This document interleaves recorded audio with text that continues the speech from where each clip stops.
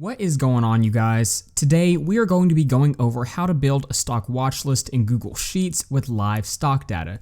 And you can see in this watch list we are tracking a lot of great metrics such as the stock's ticker, its name, the current price, the 365-day change, the current day's change, the day's change as a percent, 52-week high and 52-week low, the 12-month return, market cap, price to earnings, and industry. And this is all completely live data, so it will update automatically. And it's also an interactive tracker. So let's say instead of Apple, I wanted to look at 3M. I'll just type in their stock ticker here and hit enter. And you can see all of this data will update automatically. And let's say instead of a 365-day change here, we want to see maybe a 500-day change. All we have to type out is 500. And you can see now we have a 500-day chart for all of these stocks. So this is a really useful tool, and I'm going to jump into the tutorial of how to create this. If you'd like to be able to download this spreadsheet or any of my other portfolio tracking spreadsheets in Google Sheets, then you can head over to my Patreon page at the link in the description. Okay, so the first thing I'm going to do is I'm going to open up a new Google Sheet and come up here to the top and title this Stock Watch List.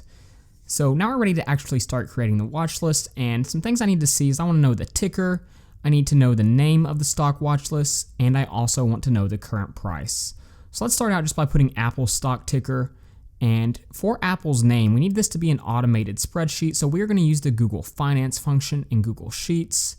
I have tutorials on how to use this, but I'm just going to select Apple and type out name in quotations and close the parentheses and hit enter.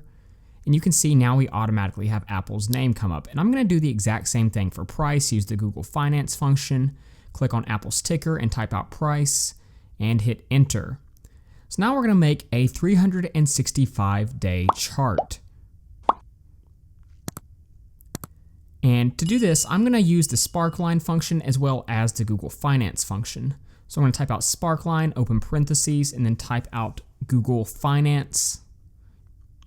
And we want this to be a SPARKLINE over the past year. So I'm going to select Apple, and we're going to type out price since we want it to be a price trend line. And now we need to indicate the dates that we want it to do it for. So we want to start out with today, and we'll subtract 364 days, and we want it to go all the way to current day. So you can see when I hit enter, now I have a 365-day chart. But there's actually some changes I want to make to this to make it a more advanced tracker. So I'm going to type out index over here, and we will type out comma, comma 2. And now we're going to make some adjustments to the way that this trend line looks. So the first thing I want to change is the chart type, and I want this to be a column chart. So you can see exactly what I'm doing here. I'm just going to type out column. And now we're going to change the color of this chart. So I'm just going to indicate to it color, and let's go with purple for this chart. And we will close off the parentheses, and I'll hit enter, and you can see, okay, it's worked. So now we have our 365 days change chart, but I actually want to automate this to where the amount of days change can be adjusted. So what I'm going to do is I'm going to come up here to format and go to number, and we'll click on custom number format. And I want there to be a number, so I'm going to use the number sign, and then in quotations, I want to say days change. So now we've adjusted this, but now we need to adjust our formula. So what I'm going to do is, now that it says 365 here, I'm going to come up here, and instead of having the minus 364, we want it to refer to the number in this cell here. So you can see now our chart is completely automated. So if I change this to 500 days, you can see now we have a 500-day chart. I know this formula is a little bit more advanced, so I will be sure to put this in the description. But you can see now we have a 250-day chart. And I'm just going to go ahead and make this an absolute value right here just for help in the future. So now we can go ahead and keep moving forward with our stock watch list. And the next things that I want to see is I want to see my days change as a dollar amount, and then I want to see my days change as a percentage. So for days change, we're going to use the Google Finance function again. We'll select Apple and type out change, And now we can see Apple's price movement on the day. So I'm going to do the same thing here, days change %. And this formula is going to be almost exactly the same. We're going to use the Google Finance function and select Apple. And now we're going to type out change PCT, which stands for change percentage. And I'm going to close this parentheses and then divide this by 100. And so now we have the days change as a percent. Let's go ahead and make this a percentage. And okay, so the watch list is starting to come along. Let's add a few more metrics. We want a 52-week high and a 52-week low. Again, with the Google Finance function, this is a very easy formula to use. We're just going to select Apple and type out high 52. And now we have the 52-week high. Let's do the same thing for the 52-week low. And we're just going to do equals Google Finance, and we will select the Apple stock ticker, comma, and in quotations, we're going to type out low 52. And now we have our 52-week low. And if we come over here, now I want to see my 12-month return. And this is going to be a little bit more of an advanced formula, but I think it's one you can pull off, but I'll also put it in the description just in case. So for a 12-month return, we need to take the current price. What we're going to do is the Google Finance function and select Apple and type out price. We'll close off that parentheses, and now we want to divide this. And we're going to have to use the index function for this one. And now we're going to use the Google Finance formula once again. And I'm going to come over here and select Apple. And again, we want to take the price, but we need the price at a different date. So we need to adjust the date for this price. And again, I'll be sure to have this formula in the description.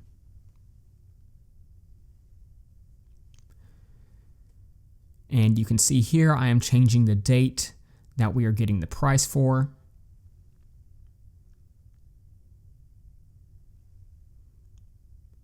And when I hit enter on this here, you can see we now have a 12-month return. Let's go ahead and make this a percentage. So now we can see Apple's 12-month return. This is a great metric just to kind of see the way that the stock has been trending over the past year. And now I want to see the market cap of the stock listed in my stock watch list. So we're going to use the Google Finance formula and select Apple. And I'm just going to type out market cap and close this parenthesis. And you can see now we have the market cap listed for Apple. And I also want to see the price to earnings ratio. This will be another simple Google Finance function. And just like we've been doing, we'll come over here and select Apple, add a comma, and then we want PE, which stands for price to earnings. And you can see now we have our price to earnings. And the very last thing that I want to see in my watch list is the industry that the stock is in. And this is actually a very complicated formula. I use a web scraping method to pull this. So I'm just going to copy and paste this in here. I actually have a video on how to web scrape in Google Sheets if that's something you're interested in. But you can see when I enter this formula, now we automatically have the industry that the stock is in into Google Sheets. So now we have all the metrics that we need for our watch list. So you can see if I were to come here and change the ticker to a different stock, you can see how all of these metrics update automatically based on what we put in our stock ticker. So let's go ahead and add a few more stocks into this stock watch list. So here you're just going to want to enter any stocks that you want to stay up to date with and keep an eye on. So I'm just going to enter a list of some random stocks. And like I said, for that industry function, that will be in the description, but I also have videos on my channel on how to web scrape in Google Sheets.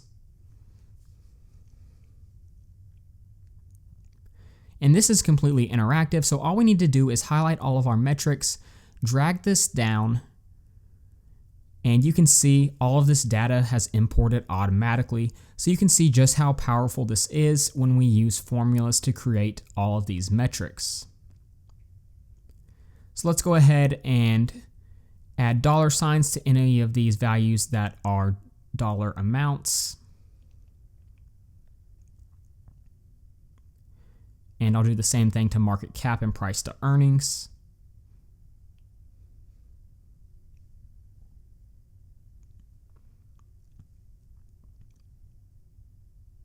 And I'm just going to adjust the decimal places here for market cap. So what I'm going to do now is I'm going to center this text. So really all we have left is just some formatting. And I'm going to go ahead and bold all of this just so it stands out just a little bit more.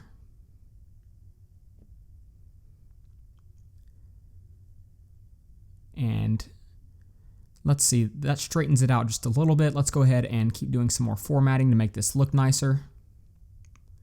And one of the things that I want to add is conditional formatting.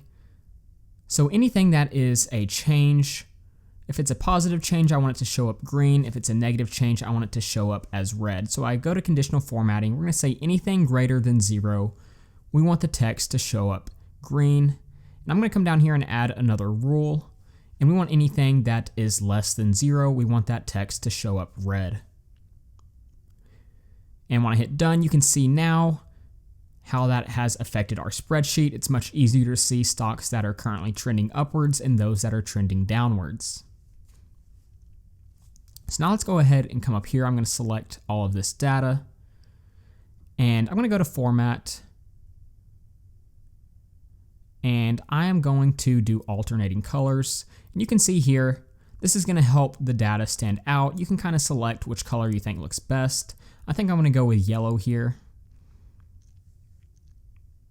And so now you can see our watch list has really come together. I'm going to go ahead and adjust the size of these rows here. Maybe I'll make it just a little bit bigger.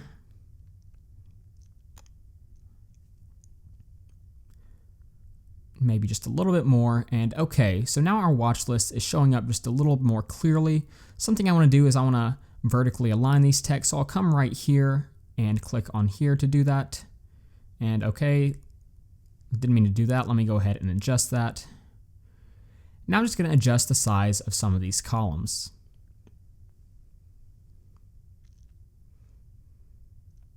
And you can see once I've done this, it looks like our stock watch list is officially complete. And remember, this is a completely interactive stock watch list. So if I were to adjust the stock ticker here, you can see all of this data will update automatically. We can also change the 250-day chart to be a 500-day chart if we want. And all of this data is completely live and will update automatically. Thank you guys so much for watching this tutorial. I really hoped it helped you out a lot. If you'd like to be able to download the stock watch list or any of my other portfolio trackers in Google Sheets, then you can head to my Patreon page at the link in the description. So with that being said, thank you guys so much for watching, and please don't forget to like and subscribe to the channel.